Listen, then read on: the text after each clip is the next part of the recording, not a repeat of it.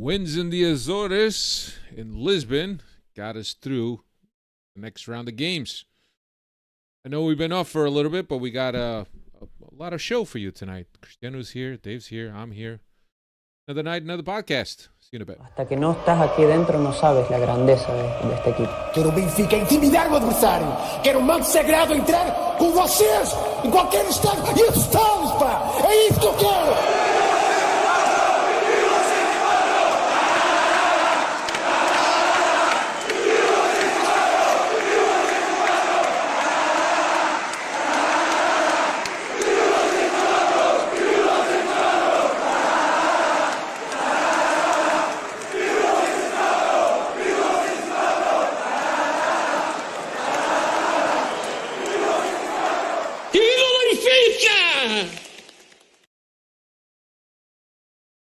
What's going on, everybody? Welcome to another edition of the Talk to the Doll Benfica podcast. My name is Alfredo Fumacic, with you as always, every week, except last week. I got to be honest. For security and personal reasons, we had to take the last week off. After Cristiano's comments on the Azores Islands, we've received quite a few. It was a mandatory one-game suspension. We received quite a few threats. They weren't death threats, but they were threats. And Cristiano is officially persona non grata in the Azores Islands. He's been put on the wall of shame. That I've been for over a year or so, or 2 years or 3, whatever it is. But come on, don't blow things out of proportion, Alfredo. What's going on? You try to get me in trouble again. What's going on, everybody? Freddy's hola. Welcome to another edition of Benfica podcast. Where all Azorians are welcome, except the groundskeepers. But everybody else is welcome on the Benfica podcast. Fucking start, bro. I'm just saying. I'm clarifying. Love my Suriano. Smash the like button and don't listen to anything Alfredo says because he just likes to get me in trouble. He's trying to make sure I get on the banned list to get into a source. Right. Dave's also here, and Dave, you got a Saurian roots, right? I got some blood. Yeah, I've got some Asturian blood on my mother's side. So yeah, that's right. I take it all in as a joke, right? I mean, can't take everything too serious these days. So we got. So I can use the line. So I can use the line, guys. Trust me, I'm not a phobe. I got a Suriano friends, right? I can say something like that. Dave, I can use you. I can use you as my token of Suriano friend. Yeah, don't push it though. Don't push it. But Okay. everybody's gotta lighten up. Dave's defending it, Alfredo. The message has been well received on that side. But Chris, we got the card. We got the card. We could do it. We got the card. We got now. From who? But from the only Dave. card I got is I got a 1-game pot suspension last week. That's the only card I got. From Dave. We got the card from Dave. We got the Azorian card from Dave. Albeit I love my Surianos, quite a few. And I mean to be honest with you, I think that there's a large number of Surianos that listen to us, and you guys know that we love you, and we listen to everything that you have to say, with the exception when we can't understand you. Look, you're gonna go down that road again. That wasn't me. That was Alfredo. I was just gonna say I love my Suriano so much. I'm gonna go on Netflix and watch the Rabo do Peixe series. Have you ever watched that, Chris? No, I just said I've never. I'll go on and watch. I've never watched it. It's a good show. I like the show. I'll be all jokes aside now. I tried to watch because everybody's making a big thing about it, and I watched a good 3 to 5 minutes. And then at the time I watched, I was still annoyed that the pitch wasn't ready for a Benfica game and it had to be late that I couldn't see past it, and I turned it off. I'm just being honest. I watched like 3 to 5 minutes, but it was one of those that all right, I got to come back around and watch it, but I've not gotten to it. But maybe I should. Nah, we got a lot of guys that listen to our podcast. They're very good friends of ours. Hey, man. Açorianos. Emelo, what's going on, Emelo? Love you guys. Carlos Amar, Jas Almeida, Teller Aguiar, Mike Madeira, Carlos, okay. Kevin Martins, Manuel Acuna. Hello, everybody. Avola Cadernos, Diogo Reis, my man Diogo's here. Welcome, welcome. Smash the like button, smash the like button. But yeah, Yeah. Emelu says, boy, no, guys, I see Chris is still talking about the Azores. LOL, we live rent free inside his head. I mean, Emelu, uh, as long as Benfica plays, I got to talk about it. What am I supposed to do? Ignore it? What are we supposed to ignore the Santa Clara games? No, I was. And to be honest with you, I was very saddened when we didn't have any teams that represented the Azores Islands in the first division. I'm glad that Santa Clara is there. We all know that there's close ties to Santa Clara to Benfica. Obviously, they had to change their crest because their crest looked way too much like ours. Look, it's all love and Let me ask you something, yeah. Alfredo. Let Mhm. me ask you something because you just said you're happy that Santa Clara represents The Azores Azores Islands. in the first division. Yes, sir. Yeah, and again, I don't mean I'm not trying to be disrespectful or anything like that. I'm not. It's ignorant on my part because I should know this.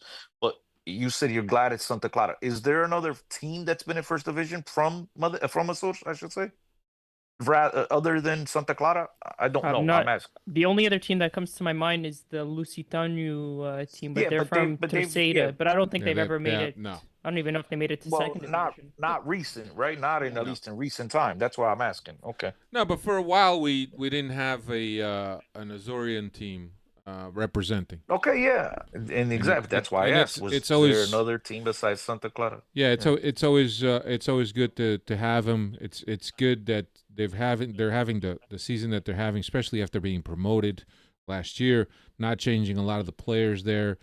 So they're a good team, man. It's look, Diogo it's, Reis is saying Portumunense. I don't know. Portumunense? Isn't there? Are they from? I mean, there's an you N in got me there all somewhere. confused now. No, there's not because Portimonense is aren't they from Algarve?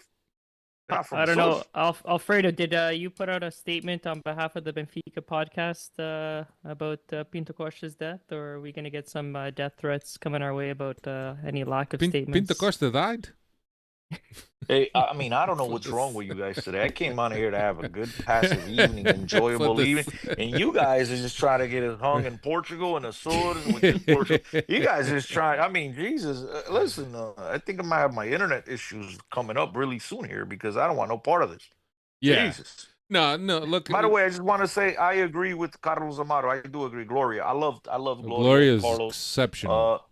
I'm completely heartbroken that they didn't decide to bring back a season 2. But yeah, I loved it. You know what I liked about it, Alfredo? Dave, you're probably not gonna. You're probably too young, and don't remember any of this. But Alfredo, growing up and hearing all the stories from my parents about, hey, back in the days, tu fazias isto, you said this, you didn't. A Pete will come get you in the middle of the night, and it's like, Yep. yeah, okay, my parents are cuckoo. Like, oh, okay, and then you actually watch the series and a lot of the things because my dad was actually in the war in Mozambique and whatever, and he got shot over there, whatever. And so watching that series, Alfredo was like, Yeah.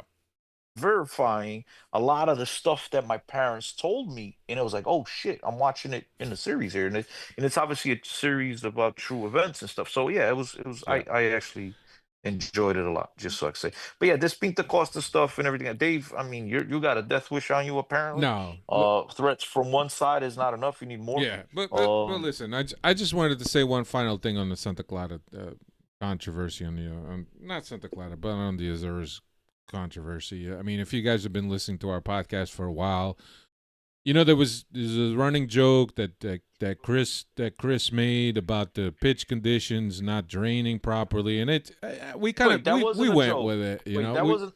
No. But it was banter. It was banter. We went with it. We by no means mean any to insult the people of the Azores Islands. I think that people went back and forth with us because of the banter, and that's all it is. It's really banter, man. We have a lot of Azorian friends. We have a special place. We have an Azoriano on the podcast. That's right. That's why I'm saying. And Steve, even Steve had the Azores ties too. So we have that card. We could do it.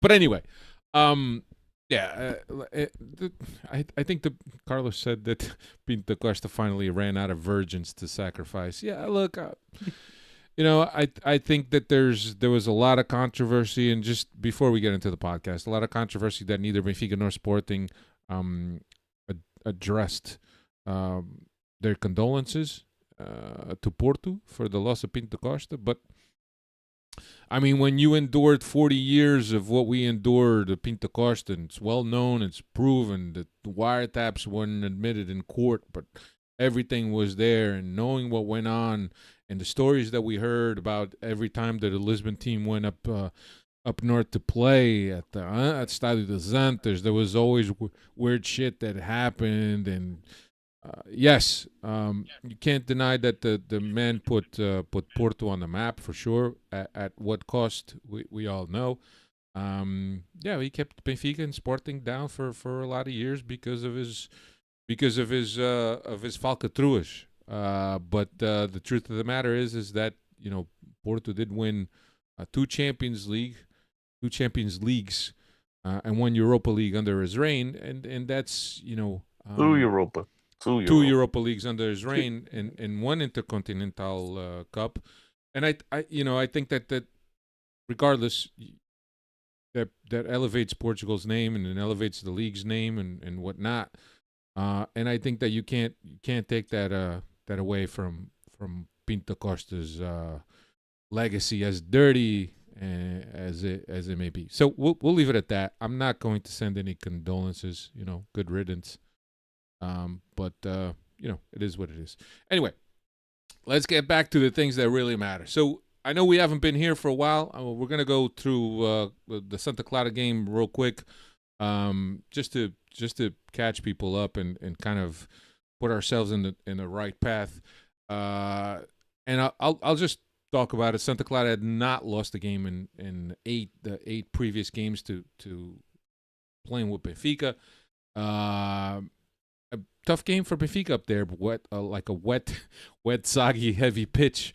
But Benfica got it done. We did get that goal in the second half by Bruma off of Amdouni assist, and we were able to see the game out. Obviously, the red card at the end, or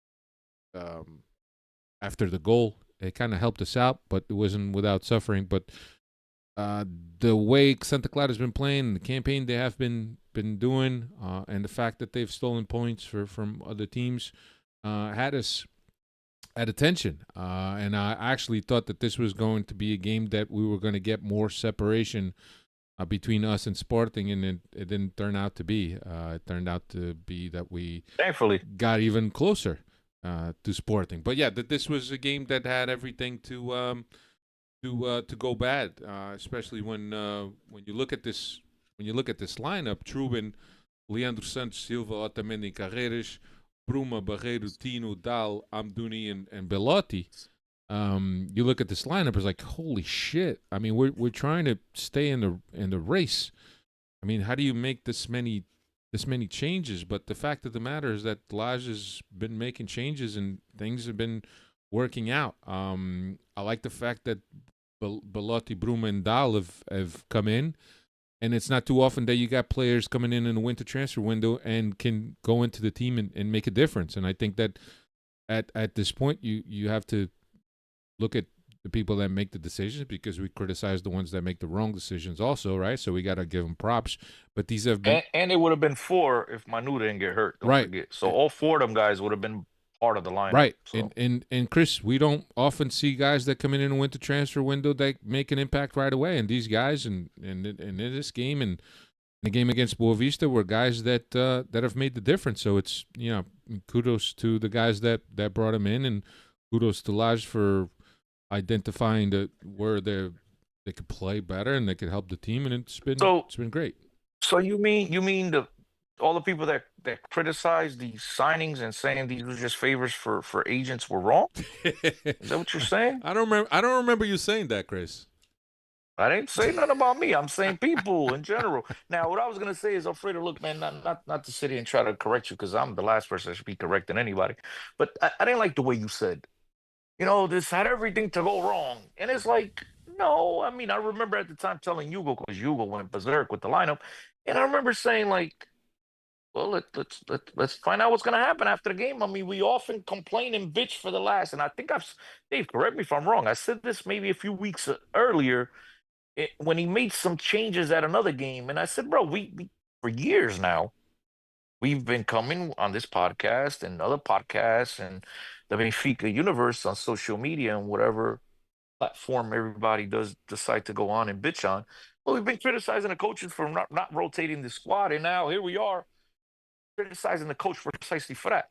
And so I remember trying to be a little bit positive about it. Like, yeah, I mean, I'm not thrilled, but let's see what happens. So, Alfredo, I don't like the way you phrase that. I had everything to go wrong. It was more of, you know, it was things we were going to a place that was going to be very difficult to play against a team that had been in form of late. Yeah. And maybe it wouldn't have been the lineup I would have chose, but considering the injuries, considering the Yeah. suspensions, considering the all-important game you had coming up 3 or 4 days later, 3 days, because that was a Saturday and the game was on Tuesday, and a game that was ultra important for Benfica to get through, and we'll get into that Monaco game in a minute.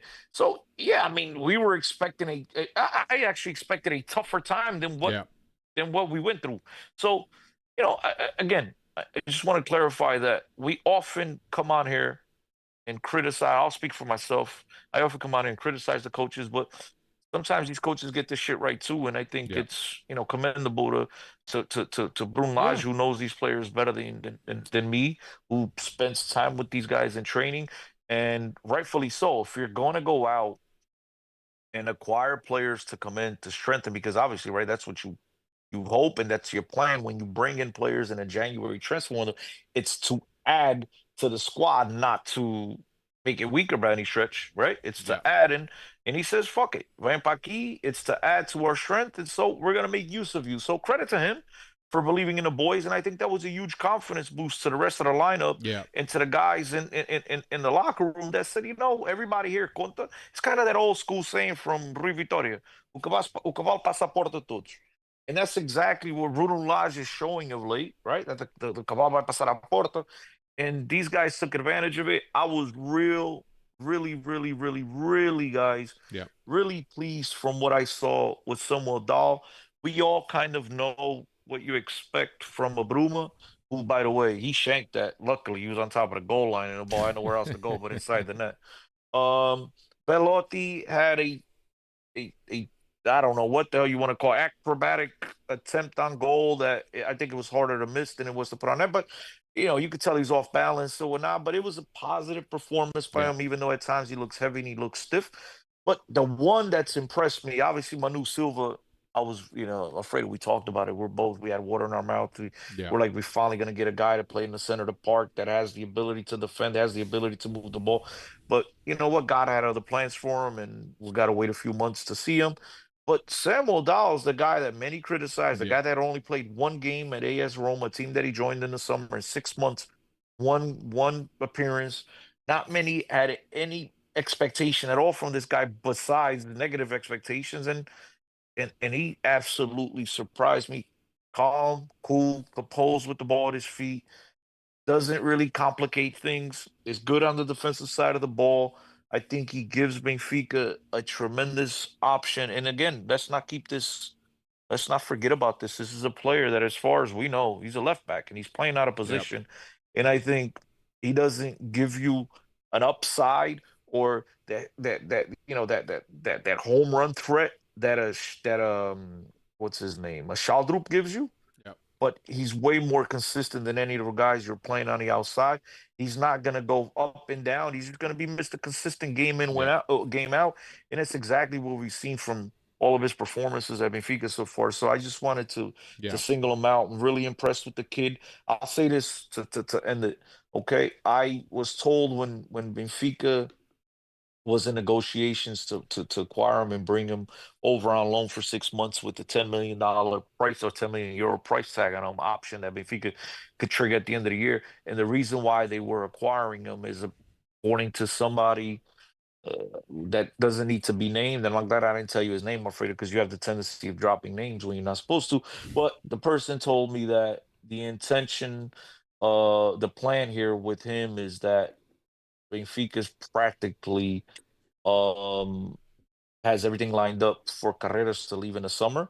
and this kid could be a substitute, which that left me really worried because not knowing anything about this kid and not wanting to lose the Carreras left me preoccupied. But I tell you, man, I'll go out and I know it's early. I know it's early, but as of right now, not that I want to lose Carreras, but like if you do, I think we got a player on our hands, you know? I Yeah. think this kid Dahl has shown that he could play. And so really happy that all these guys that have come over have been able to contribute in a positive way. And right now, thank God they have, because with all the injuries, with all the suspensions and whatnot, I mean, these guys have been a breath of fresh air, and they've added quality to this team. And things are clicking right now. Confidence is up. Everybody's heading in the right direction, and wins breed confidence. And Yeah. so that's all we got to keep doing is just stacking up the points. Yeah, so like Cristiano mentioned, it's an important wing, and Santa Clara, especially seeing what Santa Clara has been doing in an always tough pitch. But yeah, it's a good win for Benfica, and especially taking advantage of a Sporting slip up. So yeah, Dave, you got any numbers on this game, or can we move on?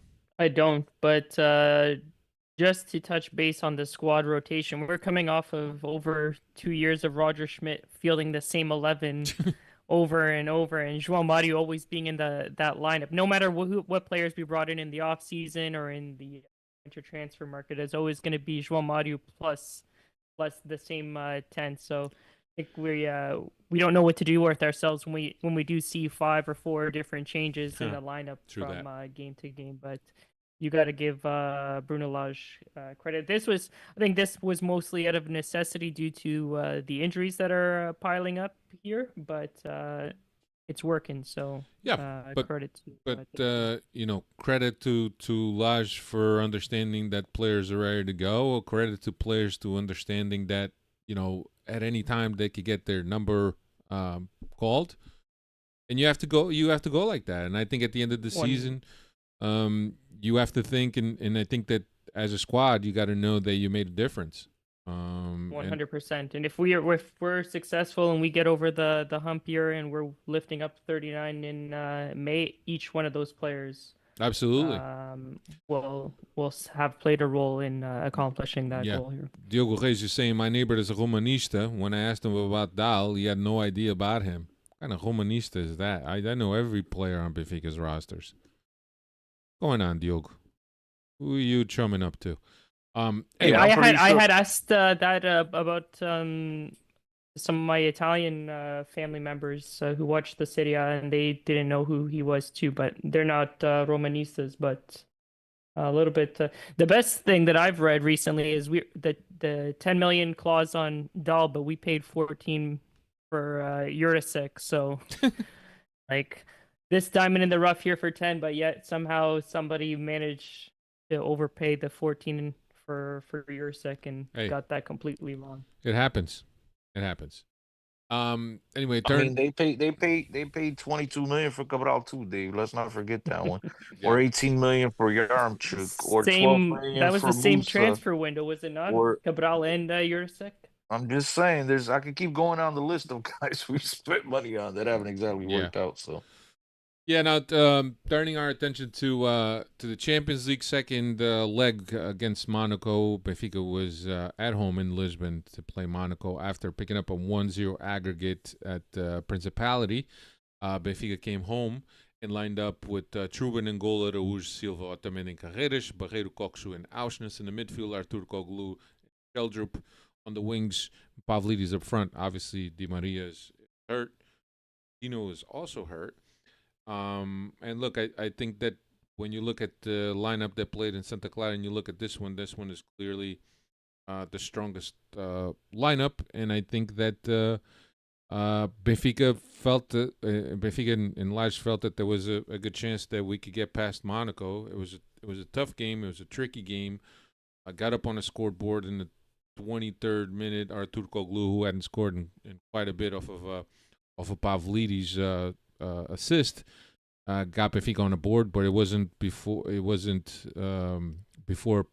Truben kept us in the game with a sensational save, because had Monaco scored that goal early on, the story of the game could have been another one. But 9 minutes later, we'd give up the equalizer, and we knew it was going to be one of those nights. It was going to go back and forth.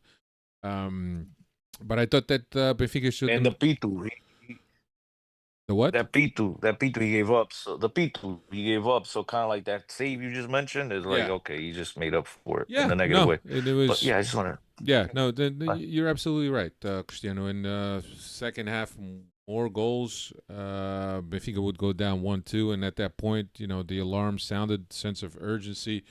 I think that there's a clear change here in the second half, with Lage changing the system to a 4-4-2, which I thought blocked Monaco more from playing the way they were playing.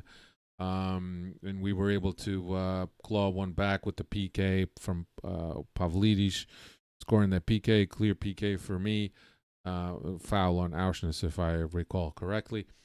Then 81st minute, 2-3, and we're thinking this is a re-edition of the game we played in the first phase of the Champions League. Where what was the score? I think 4-3. I think it was. It ended up 3-2. Yeah, ended up 3-2 or 4-3, Dave. The first game against Monaco. Yeah, pretty sure it was 3-2. 3-2. I don't. It was quite a bit, but yeah, and we were holding on to that aggregate from the first leg, and but yeah, Kokshu would make it 3-3 in the final minutes. And again, the first leg, Alfredo, Yeah. the first leg that we talked about it on the podcast, that it should have. Again, we knew. I'm just interrupting because it's the frustration, right? Yeah, We knew that we were going to suffer in this game. And the reason we were going to suffer in this game had nothing to do with this game per se. It had more to do with game one, where Benfica played 40 minutes up a man, and Benfica could not extend the 1-goal lead because the game shouldn't have been this close as it was now. It should have been a much easier performance, much easier walk in the park on Tuesday. But Benfica made things complicated in that first game at Stadio Principe, or whatever it's called, like you said, and only getting out of there with a 1-goal lead. Benfica should have left out of there minimum with a 2-goal lead, if not a 3 or 4-goal lead. Yeah. But in good old-fashioned Benfica way, we always complicate things. And the thing that stood out to me in this game, it's something that I'm pretty sure none of you guys are thinking about. And you, Freddies, if you thought about this, please comment in the chat and let me know. But I'm guaranteeing none of you guys were thinking about this, because this was running through my mind throughout the whole freaking game, which was I saw a huge hole in the middle of the field. Huge. And the question I was asking, and this is the part that I bet you guys weren't thinking about. The question I was asking is, what in the world have we been waiting for all these years, and just having one guy on this team, which is Florentino, right, with the defensive capabilities to play in the middle of the park, a defensive guy that knows how to stop traffic and break up plays and the whole nine, a guy, true defensive mentality to play in the middle of the field for games precisely like this one. And I know Benfica finally, after 3 or 4 years, they went out and acquired Manu. Things went wrong, but the question is, why have they waited this long to get another guy? Because we've seen what Benfica is without a defensive presence in the middle of the field. That shit was one-way traffic. We were lucky to get away, even up 1-0 in that one game, which really gave us the aggregate, put us up 2-0. We were lucky, right, that their players aren't making the difference. We were lucky that Atruba made a couple of saves when he needed to, and then obviously gave up 2 absolute pitus. But again, it was just one-way traffic. I don't understand what Lage was doing, what the players were doing. I'm watching this game, Alfredo, and you're a referee, you coach little kids, and I felt that this game was one of those games where you, as a coach, you go back to, what do you call it, penguins or whatever, the kids that are 8 years old, you go back and give them the tactics and information and instructions like you do an 8-year-old, which is, I'm playing somebody in the middle of the field, whether that's Ausnes or Carreras, and I'm telling them, meu amigo, you're going to play in this 20-yard box, and you're not moving from there. This is where you play, okay? You're not moving from it. Because what happened is, I don't know if it was instructions or the players on their own, they're getting out of that spot to go press or whatever, and all it was is just a walk right through, guys. Come right in, a welcome sign right this way. and there was no presence in the middle. And that was the difference in this game. And luckily, we got away with this. It's one of those that you go into the locker room and you're like, we got away with one thing. Shouldn't have been. First of all, they shouldn't have been that close because of that. What we did in the first game, right? We had our opportunities and we complicated things more. But then in the second game, because we were just a huge gap in the middle with no defensive identity, which I don't understand what their game plan was. Even that second half, I'm anticipating, okay, he's going to go into the locker room and he's going to give these kids 8-year-old instructions. And even then, in the second half, it's just, okay, everybody right this way. I don't understand what the hell they were doing. Luckily, we got away with it. But again, it goes back to my original question. Why hasn't Benfica had a defensive presence aside from Florentino, who was suspended and also hurt, right? I think at the time he was already hurt. Benfica announced that he also picked up an injury. He was going to be out for 3 weeks. So regardless whether he was suspended or not, he was going to be able to play in this game. But yeah, man, I mean, this is something that a Benfica has obviously identified and bringing him Manu Silva, but he's not going to be ready. But to me, that those are the questions that were going through my mind more so than in the actual scoreboard. Yeah. No, and I think that the adjustments that Lage made were successful because they kept getting balls in between lines, and Benfica couldn't really control the way these guys were getting balls and were turning and were going goal. And it was just one of those things that was easy to see. So I'm glad he made some adjustments in the second half, but still, a game of back and forth where you count on that aggregate goal, and I agree with Chris, and that was something that that Lage and I think the team felt that they could have came out of Parc dos Príncipes, no Parc dos Príncipes, the St. Louis is I think is the name of the stadium. Parc dos Príncipes is in PSG, Paris. yeah. Parc dos Príncipes in Paris. So No, this one is called. Stadio St. Louis or some crap like that. But yeah, we Yeah, could have had a Louis the much 13.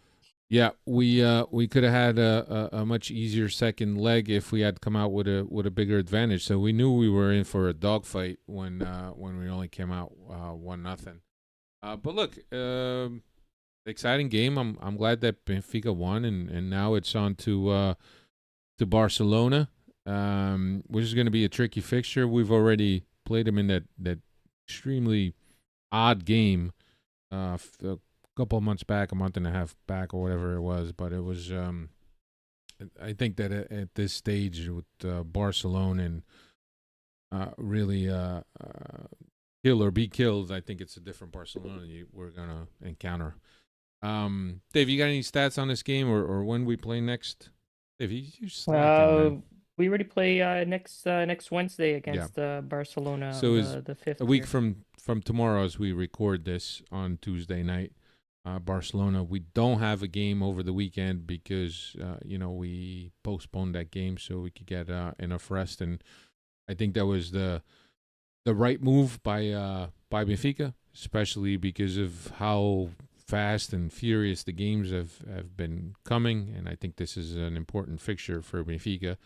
And I think that if we are to have any chance of getting past or giving Barcelona a run for their money, if that's even possible, but nothing surprises me with Lage and this team.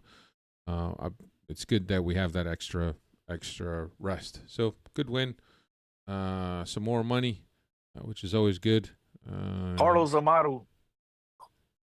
Good, Chris. Carlos Amado says that number 10 terrorized this whole game, and I'm pretty sure he's talking about number 11. Number 11 and number 7. Number 11 is the guy with the palm tree here. He was the one that was killing us. That kid is terrific. Yeah, So he's both Moroccan or Algerian. Ben, whatever his name is. Yeah. Ben Sahir. Yeah, both really good. The one kid, number 7, is Moroccan. The number 7 is Moroccan. The number 11, I'm not sure He's what he French. is. He's French. But yeah, I mean, he's French. Okay. Well, I think the other kid's French too, but he opted to play for Morocco, so that's why I said he's Moroccan. I'm pretty sure he's French too. Yeah. But yeah, that kid, it was number 11. Number 10 is that Golovin. I think he's Russian or whatever he is. But that wasn't the kid. The kid number 11 with the fro on his head. He was the one that was. Yeah. I mean, what a terrific player, man. I mean, Benfica needs to start shopping from Monaco. You know how they came to us and bought Cancelo and And Bernardo 15, we got to start going to them and start buying players on the cheap when they're young. Yeah, no, Maybe we you know, reverse. I think that Monaco every now and again they will have that young generation. If I'm did Mbappe come? No, did Mbappe come Yeah. through Monaco? Yes. Yeah. And Mbappe came from there. So Yeah. they will Mbappe, have that. Shomani. I think Shomani. So many guys came from there. Yeah. Yeah, they've had they got a good eye for talent. They pick up these kids, they work them, they take advantage of them, and then they sell them off. So kudos to them. But yeah, interesting and entertaining fixtures with Monaco this season. The first game on a first stage, and then these two legs with the only thing, as we mentioned, that Benfica should have been coming out of St. Louis. With a lot more goals in their bag. But yeah, nonetheless, good European night at Stade Luge. Fans want that. They like that. It was good stuff. After that, we were back at Stade Luge to play Boavista, and that game took place this past Saturday. I'll give you the lineup real quick. Samu was in goal. Benfica lined up a little bit different in the back. Araújo, Otamendi, and Carreras. Then you had Leandro Santos and Dal as the wing backs. Ashnas and Kokshu in the middle. Amdouni and Bruma a little bit more on the inside, and Belotti up front. The reason Samu is playing, obviously, Samu is gonna play against Braga. Laj announced that, so he did say that that Samu was going to play this game for Boavista, just so to get him into the rhythm of playing against. You really Braga. believe that, or you think it had anything to do with? No, he said that. The Frangos. I get what he said. I mean, I was gonna go back and use a line that people are gonna criticize, so I'll leave it alone. But yeah, you can say many things, Alfredo. You know what I mean, and they mean totally different things. I mean, look, could it be that, or could it be that Trubin is?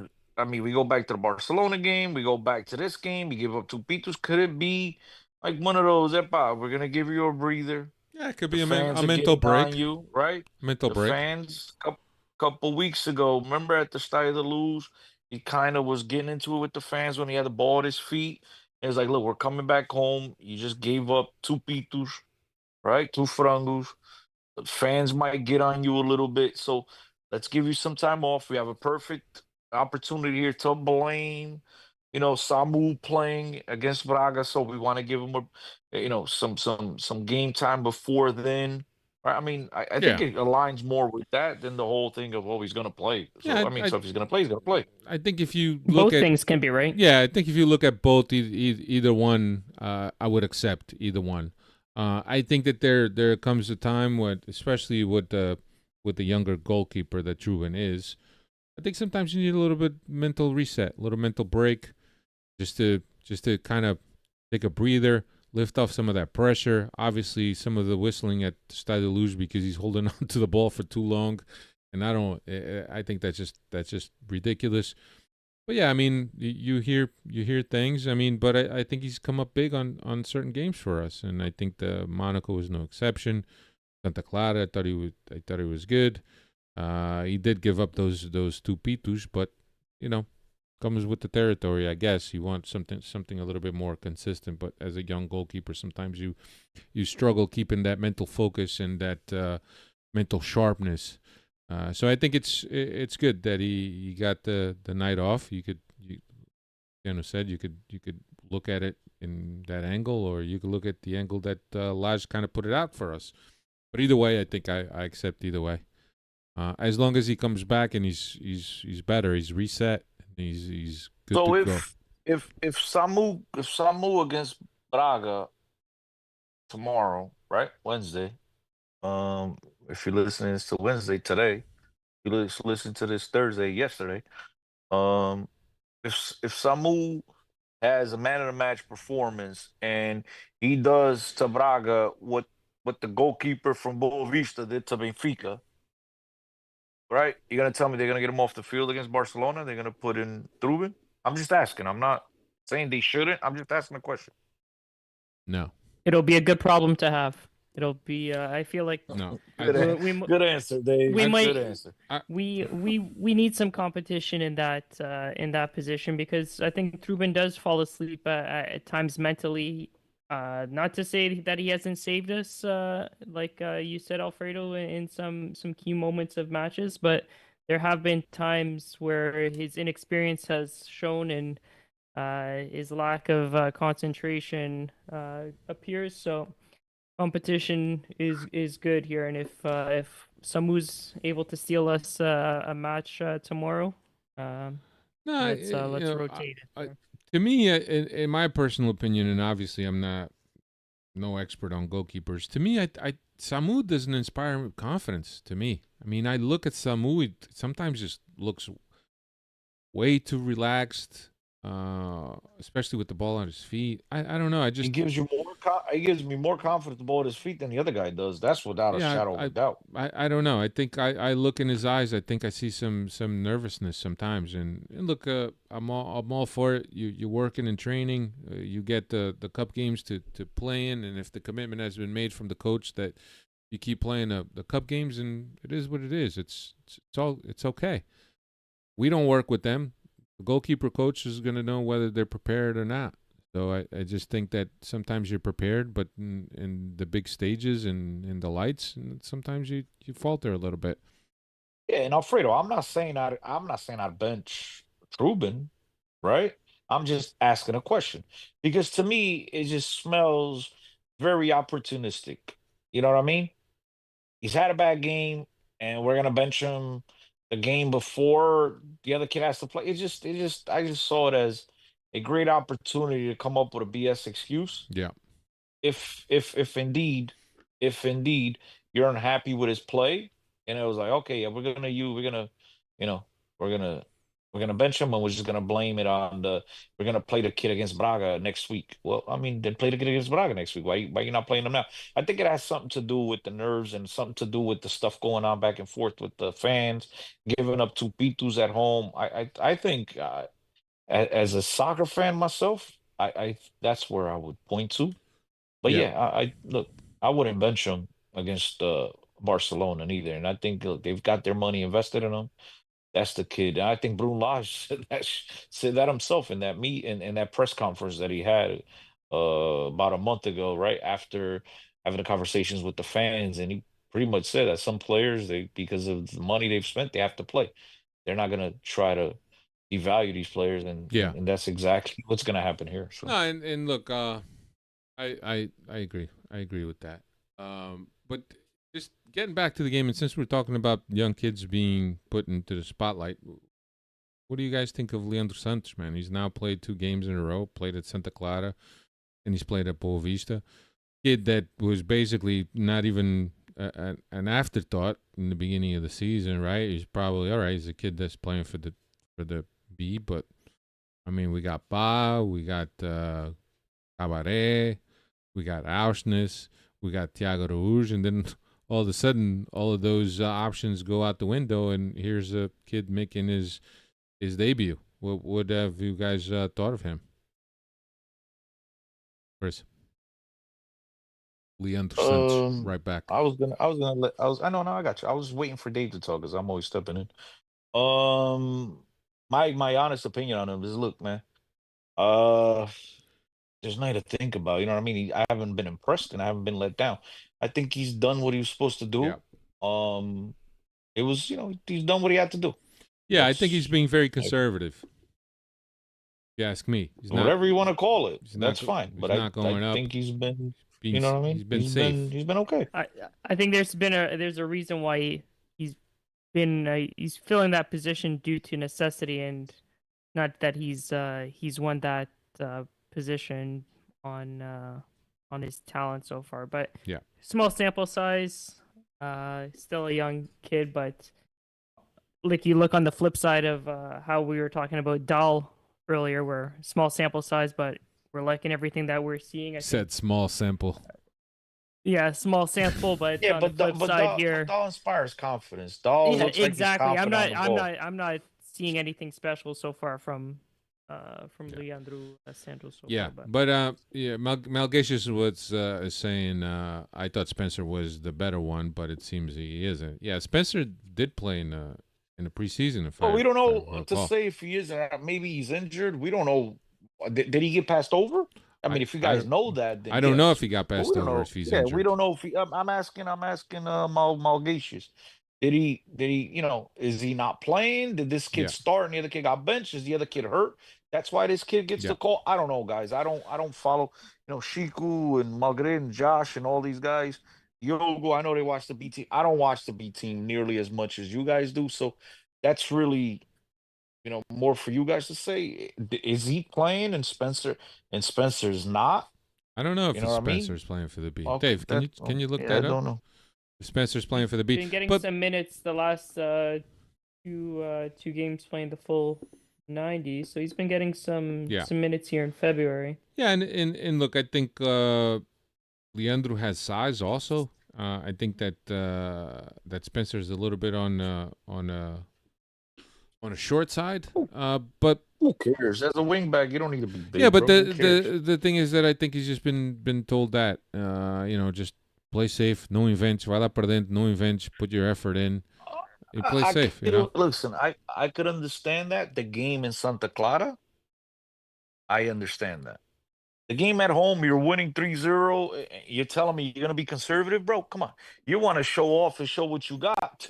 If you really got it, you're going to go for. I mean, at that point, the game is won. You're not just going to sit back. Your coach is not going to tell you to sit back. You're going to want to you're going to want to impress. You want to go show what you can do because you don't want to just be that bland player that you've been so far. And again, that's not a knock, right? It's not a knock, but he's been bland and you're winning a game that's winnable at home. You're dominating the game, and you're not gonna take chances going forward. I don't know. I just don't see that. But that's me. Again, yeah. we always But when we talk about the game, I always see things different. But yeah, that's just me. yeah. But getting back to the game and started right. One way game, one sided game. I think Benfica had crazy like 30 shots on goal or some ridiculous, and obviously the man of the match last week, Dave, who is it? I don't know his name, but I know that guy. According to Timo, Valchik.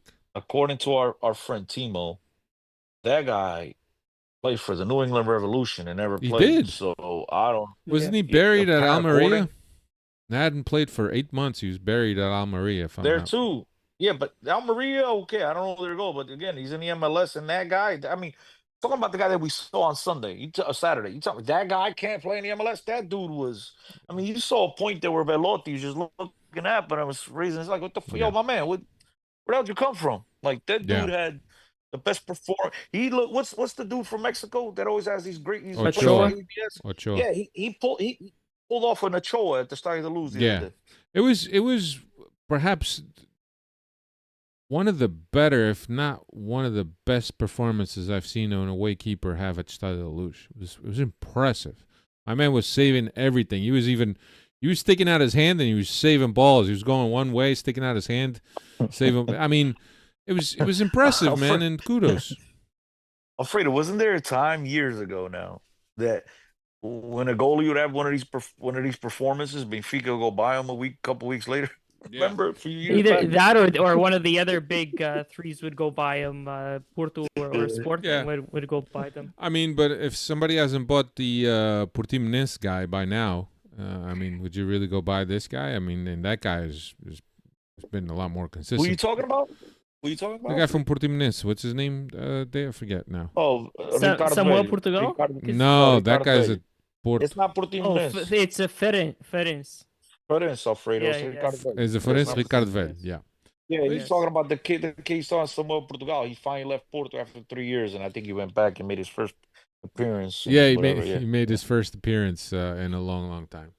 But yeah, so Benfica very wasteful. We got a goal from Belotti off of a Bruma assist in the 28th minute, but clearly Benfica could have gone in the locker room up at least 2-3 more goals after that. It was so wasteful, one directional. Boavista initially wanted to come out and play, but soon enough they were brought down to the level that they have. They're a struggling team. They're last place. They have 12 points in all of this domestic campaign, and I think that we got the red card in the 50th minute. Then after that, everything came down. How does that even have to go to VAR, bro? The referee's right there. I thought for a second there, I worried that Koksu was gonna be out for a Yeah, while because that was a nasty, nasty step on his shin. His knee bent backwards. yeah. And how does a referee standing right there even miss that? Yeah, I That's a red don't know if card you all get day. if you get caught by the play on from that, because he did play on after that, right? He had a advantage call for Benfica, and they continued to play. I don't. At the end of the day, you have to be called to the screen, Alfredo, to Yeah, determine it was a absolutely. red card. So he whether he played on or didn't play on, he missed it because after the play on was over, he didn't go up to him and give him a red card. Right. And plus, when it's a red card offense like that, I don't think. I mean, you're the referee. Correct me if I'm It was wrong. very high. On a red card offense like that, right? Do you play on? No, right? Red card, you Well, call it on the spot, or it do you just depends on the play, bro. Depends on the play, and well being that that play was a play that very close to the box, you okay. let that play on. If it's anywhere else on a field, if it's in the middle of a field, that's you stop the game unless the team is going on a breakaway. Stop the game and you give the red card. Or They had however to you check read the it. cameras from the mega bar to The mega validate bar. that red card. Dave, well, you were just holding on to that one, right?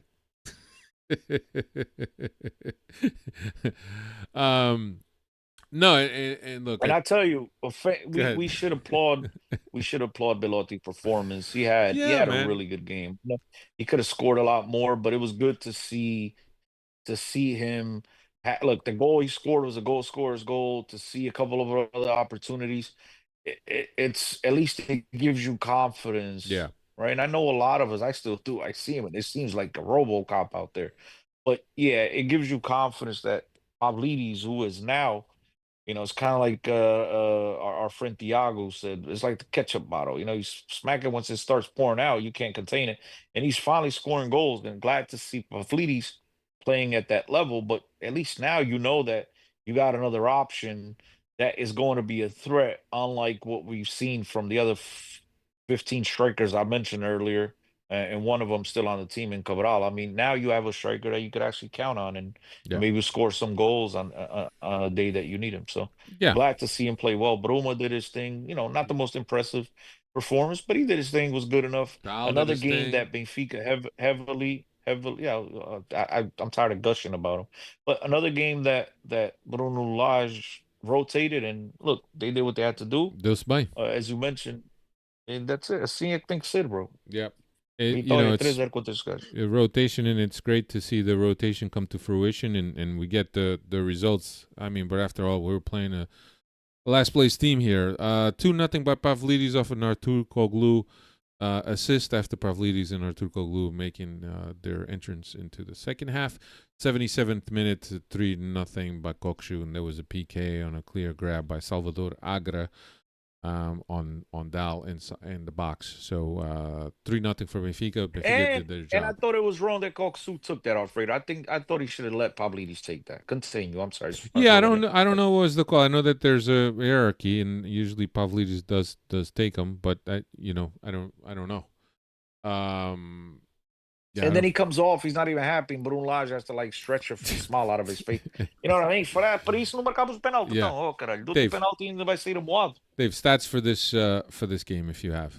Yeah, you had mentioned about the number of shots. It was 31 shots taken, 14 on goal, and Benfica had an expected goal stat of 5.1. For this. I know that's an advanced stat, but they had a 5.1 advanced or goals expected, but only managed to score 3 because this guy stood on his head. It was insane. How often do you get man of the match and you still end up losing 3-0 as the opposition goalie? It was impressive, man. It was impressive. Kudos to him. Yeah. So now we move on to the Taça de Portugal. Dave, it's still one. It's not 2 legs, right? It's only 1 leg. Just one. This time is Yeah, because it's quarterfinals. Semifinals too. Semifinals too late. Yeah, which is stupid, we play Braga at Stade Luz this Wednesday, or do we go away? Yes. Yeah. Yes. At home. Stay to lose tomorrow. Yeah, Wednesday, so yes. a tricky game, but now we, understanding who played against Boavista, maybe we have Sheldrup, Pavlidis, and Artur Koglu back in the starting lineup against Braga. We know for sure Samu is going to get the start, but a tricky game against Braga. I think that Benfica, like every year, we have aspirations to win the Portuguese Cup. We got to get past Braga first.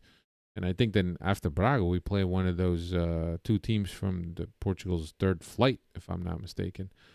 But yeah, it's a trophy, and I don't know. Baqueiro has the stats. A trophy we'd won like twice in past 20 years or something like that. It's crazy. But yeah, we need to. We remain alive on all the competitions, and it's important. And despite our inconsistent performances at times, I think the rotation has helped give some guys breathers. And now we have an important game tomorrow against Braga for the Portuguese Cup, and we hope that we can grab that win and move forward to the next round. Then we have this weekend, we're off, and then Wednesday, Barcelona. Is it Stade Luz or Barcelona first, Dave? Do you know? We'll be at the first leg at the Stade Luz. Okay. So we'll have a chance to score 3-4 goals on Barcelona and then defend the result at the Nou Camp. Yeah, but they'll be scoring 4 or 5 on us too by that logic. And one off of Rafinha's back of the head off of a Truban clearance. Anyway, so I don't know what else. I think we covered a lot, Chris. I know we're 56 minutes. We have our friends at Pam Media that listen to the hour, but I think we covered everything. Chris, you wanted to say anything? Oh, I know that somebody mentioned on the chat that we had Michel Prudhomme. We honored Michel Prudhomme at the half of the Boavista game. I think it's always good when you honor players that are, while they're still alive, when they're still have health, that could come out to the stadium and have the fans remember them, and there's a bit of nostalgia that goes on during that. Chris. Yeah, it was beautiful, man. I mean, what else to say? It was beautiful to see him get the recognition he deserves. Unfortunately, his time at Benfica wasn't a time that Benfica were winning many trophies. He only won a Taça de Portugal while he was here. But he left his mark. He's a phenomenal goalkeeper. We're thankful to have had him at our club. It's great to see the other teammates of his join him on the video tribute. It was great to see João Vieira Pinto back at the Stade de Luz, and I can't wait for the day that he finally comes back and he gets his recognition, have the whole stadium. Yeah. And now that he's out of the FPF. No, he's back. He's back. They announced that he's back. He's back. He's back. going. He's under Proença. He's continuing. So one day, whenever he does return and he has his moment at the Stade de Luz, it'll be one of those chicken skin, whatever you guys call goosebumps moments. Hopefully, it'll be time that I could go to Portugal and get to watch and stuff like that. That's just João Vieira Pinto for us guys our age. Alfredo, he was our idol. He was a guy that we owe a lot to. First time at Benfica. I personally think he deserves a statue at the Stade de Luz for what he did during the Verão Quente. Yeah. Because a lot of people forget, had he turned his back at the club, club would have filed bankruptcy. We don't know if Benfica would have been what it is today. Yeah. So very thankful for him. Obviously, he went over and played on the other side of the city. And I understand some Benfiquistas can't get over that. But, look, it is what it is. It wasn't like he chose to go. We kicked him out. We told him we no longer wanted him. Yeah. And I think it's about time we brought him back. We brought back Pacheco, by the way, may rest in peace. But we brought him back and we forgave him. So I'm pretty sure we can forgive o número 8, who deserves to be recognized for his time at Benfica. But yeah, this is about Michel Prudhomme. Phenomenal goalkeeper. Happy to have witnessed this great time. All right. I'm gonna cut you short there so we could close this out. Thank you so much for everybody. João Vieira Pinto and Prudhomme, definitely heroes of the Vietnam, as Chico Marcelino as mentioned. Thank you for checking us out. We'll be back next week. We'll recap Braga. We'll look ahead to Barcelona. Thanks, Chris. Thanks, Dave. Take care, everyone.